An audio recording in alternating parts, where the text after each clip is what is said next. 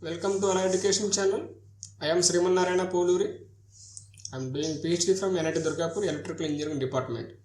So in this video, I will discuss the topics which will be covered in this transformer subject.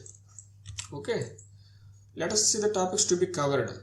Initially, we will discuss what are the different types of transformers, and next we will discuss their construction.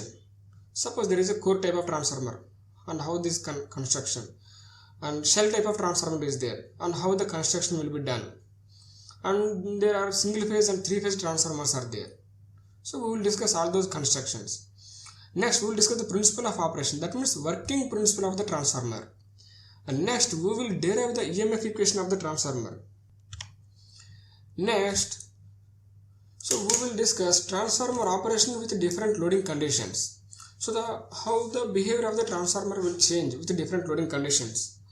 So for that, initially we will discuss transformer with no load condition, and after that there are three types of loads are there. One is resistive load, next one is inductive load, and capacitive load. So here initially we will discuss the transformer with individual loads, that is only pure resistive load, only pure inductive load, only pure capacitive load.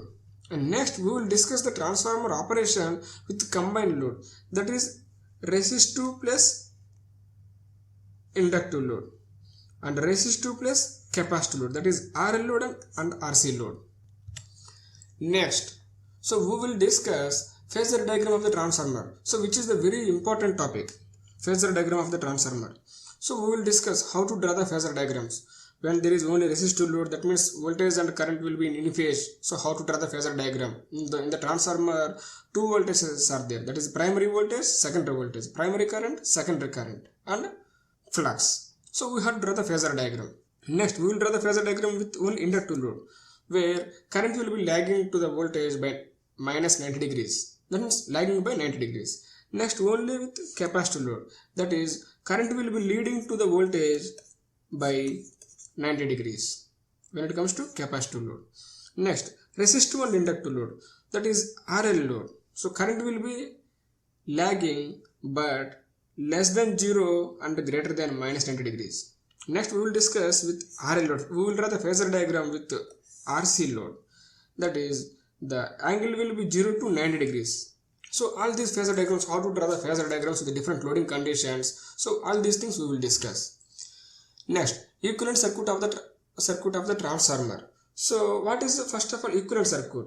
If you want to do any calculation regarding transformer or any electrical circuit, any electrical physical device, first of all we have to draw the equivalent circuit diagram. So equivalent circuit is nothing but the mathematical representation of the physical system.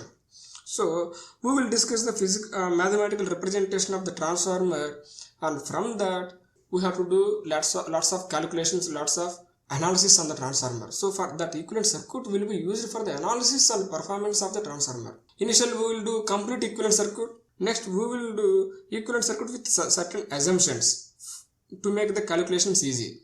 Next, performance of the transformer.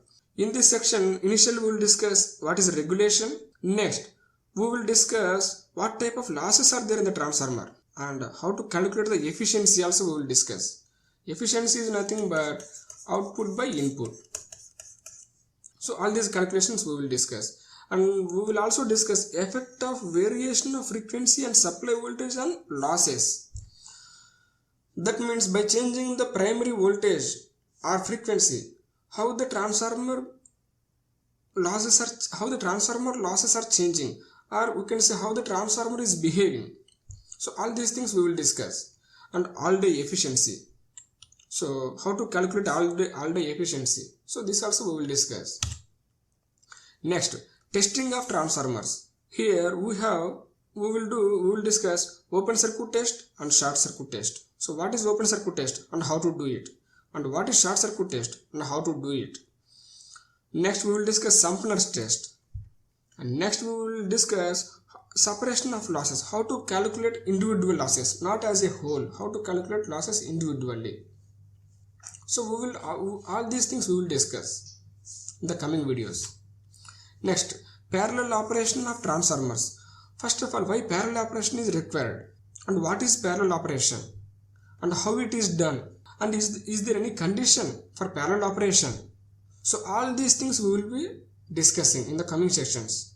And is there any constraints for parallel operation? All those constraints we will discuss.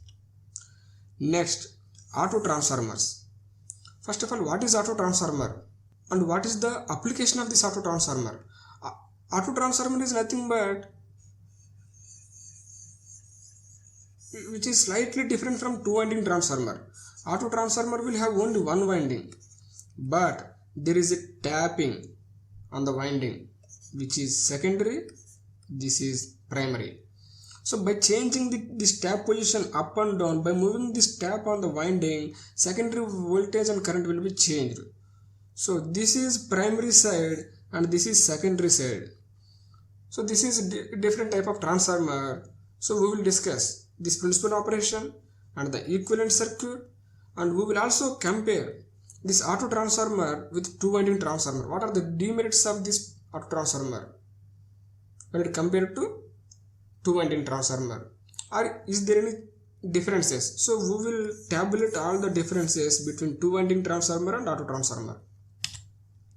Next we will discuss three-phase transformers. In the three-phase transformer, there are different types of connections: star to star, star to delta, delta to star, delta delta. Why? Because from power generation to transmission, one type of connection is required, and one from transmission to distribution, a different type of connection is required, and from distribution to the load centers, a different type of connection is required. So which connection is required, we will discuss all those things. And open delta, third harmonic in phase voltages, we will discuss this topic. And three winding transformers, transients in switching voltage, and we will also discuss offload and onload tap changers. So first of all, what is offload tap changer and what is onload tap changer, ONLTC, onload tap changer?